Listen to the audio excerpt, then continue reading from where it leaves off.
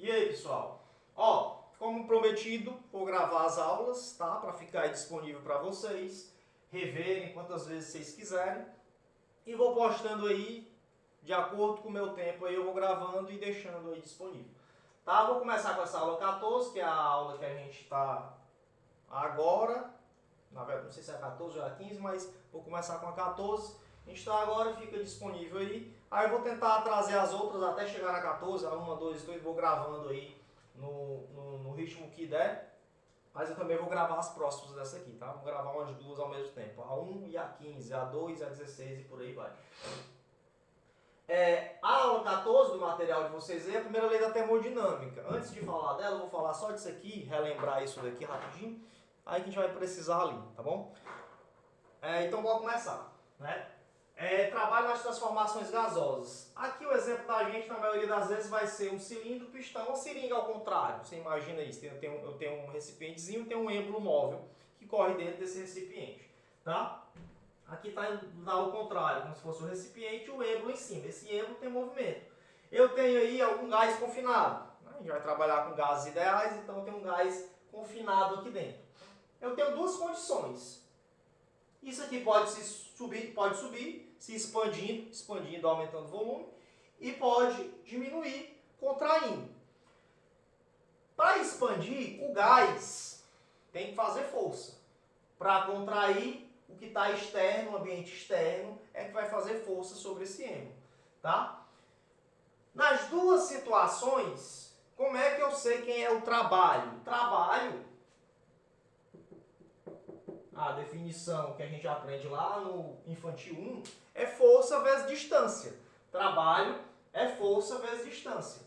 Aqui eu tenho a força, beleza, está aqui a minha força, Fzinho aqui, tanto na expansão quanto na contração. E a distância, eu coloquei esse ΔX aqui, ó. É a distância que o êmbolo vai se mexer, o trabalho realizado aí no êmbolo. Tá? A distância que esse êmbolo aí vai se mexer. Essa distância aqui é a altura. Concorda comigo que é a altura? Essa alturazinha que o êmbolo vai se mexer. Só que quando esse êmbolo anda a uma determinada altura, ele anda a um determinado volume. Certo? Foi movimentado aqui um determinado volume de gás. Cilindro. Se eu movimentei uma parte, um pedaço desse cilindro aqui, uma tampa, algo do tipo aqui, ó, se veio daqui até aqui, eu movimentei determinado volume de gás, tá? Volume, eu não posso dizer que é área vezes a altura. Esse volumezinho aqui, ó, é a área da base, essa áreazinha aqui, ó. Essa áreazinha aqui, vezes essa altura, tem o meu volume, tá? Ali, essa altura eu chamei de ΔX. Chamei essa altura de ΔX. Se eu quiser isolar esse ΔX, vou ficar como? Deixo o volume lá, ó. Volume sobre a área, tá? ΔX, volume sobre a área, eu só inverti aqui. Aqui, ó. ΔX é volume sobre a área. Se eu trouxer volume sobre a área para cá, volume sobre a área para cá, ó. Força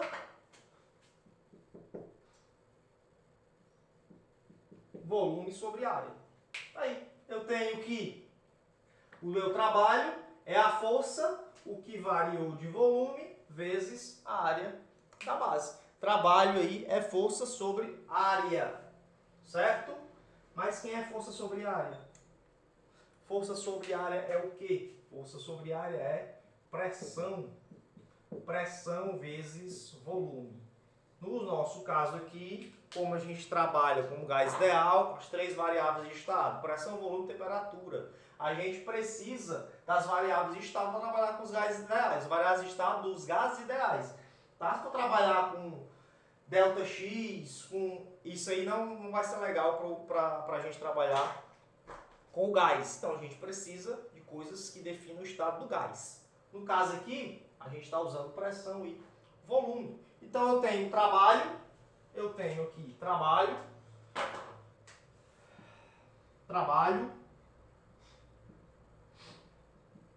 tenho aqui pressão e tenho volume, variação de volume. Só lembrando Esse deltazinho aqui, ó, é variação, né? Final menos inicial. Final menos inicial. Trabalho é dado em joules, variação de volume, metro cúbico, e pressão, Pascal. Tá? Pascal, Newton por metro quadrado. Ó, esse deltazinho que eu disse que é a variação, final menos inicial, é que vai me dizer, ó, se isso aqui, a diferença disso aqui para isso aqui.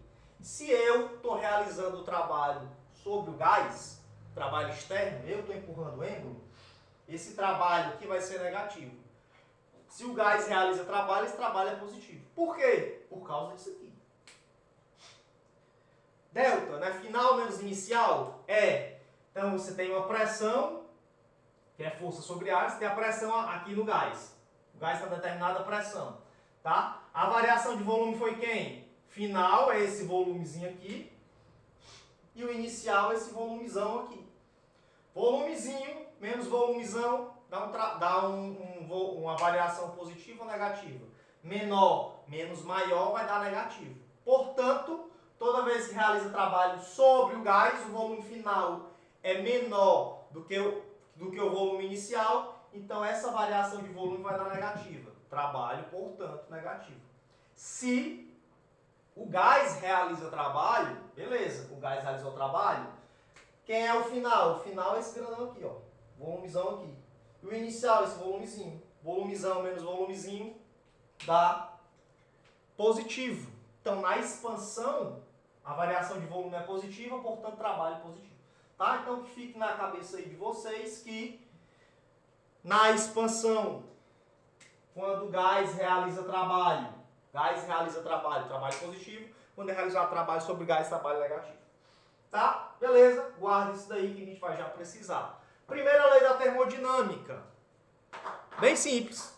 Ó, tenho aqui mesma situação, um êmbolo dentro aí de um cilindro, de um recipiente. Esse êmbolo aí é livre, movimento solto, tá? Eu estou aquecendo esse conjunto aí. O gás está confinado, o êmbolo está ali, tem movimento, mas o gás está confinado, tem movimento e eu estou fornecendo, eu estou aquecendo aí, tem um fogo aí embaixo. Quando eu aqueço, eu estou fornecendo o que para o gás? Opa, eu estou fornecendo calor. Que? Quantidade de calor.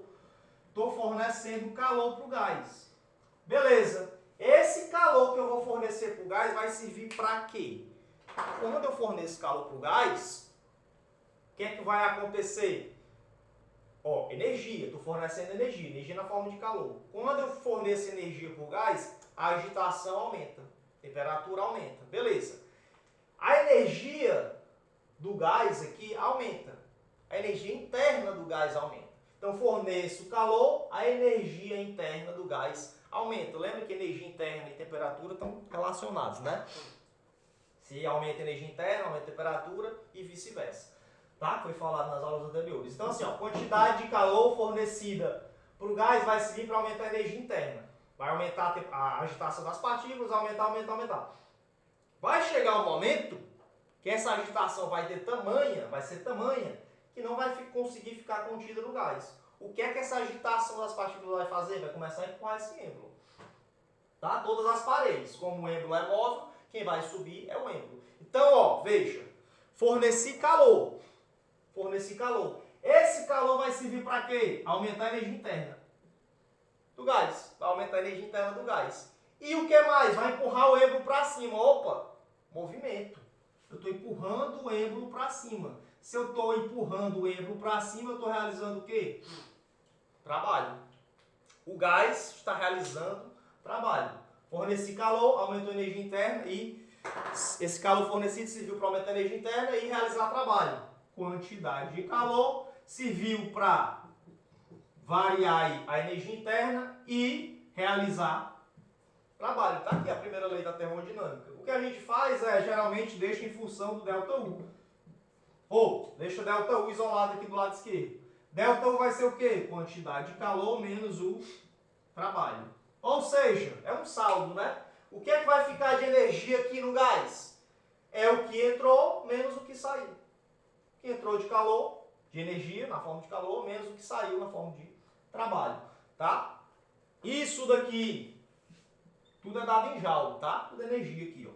É variação de energia interna.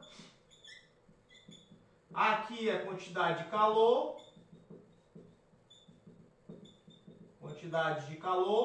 E aqui é trabalho. Tá? Trabalho.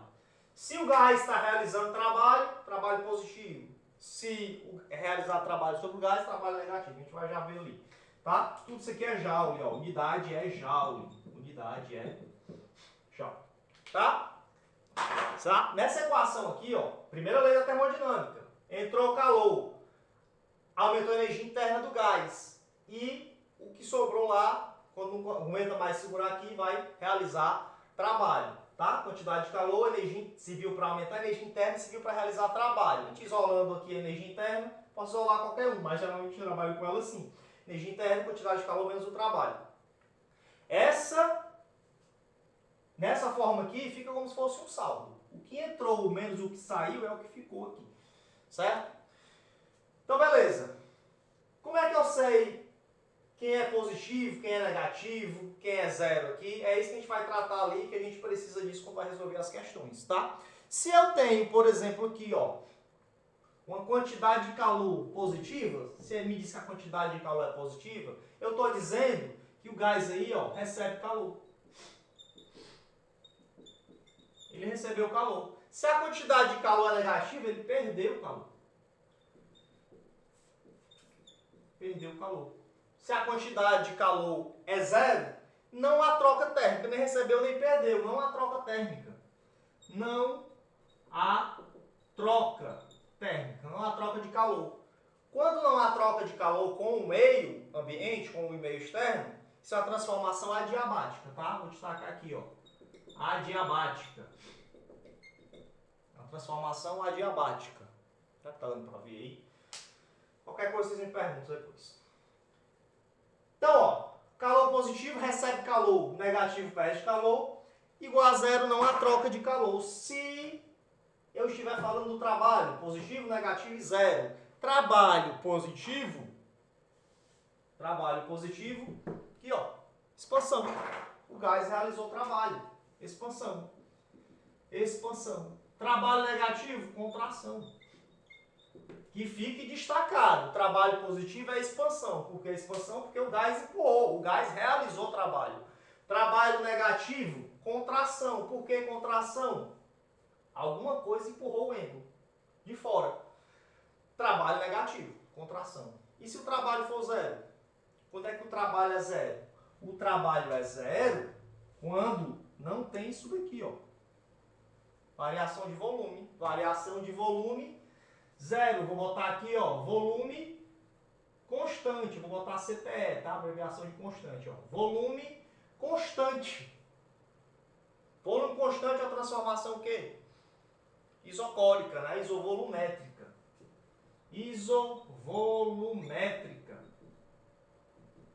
Ou isocórica. Tanto faz. E a energia interna, variação de energia interna positiva, negativa ou zero. Ó, energia interna está relacionada à temperatura. Aumentou a energia interna, aumenta a temperatura. Diminui a energia interna, diminui a temperatura. Se a variação de energia interna foi positiva, quer dizer o quê? Que a temperatura aumentou, né? Se a variação de energia interna foi positiva, quer dizer que a temperatura aumentou. Por quê, ó? Variação de energia interna final, energia interna inicial, tá? Se a energia interna, se isso aqui é positivo, quer dizer que isso aqui é maior do que isso daqui. Então, a energia interna final é maior do que a energia interna inicial, a temperatura aqui era maior do que a temperatura aqui. Então, ó, a temperatura aumentou. Temperatura aumentou.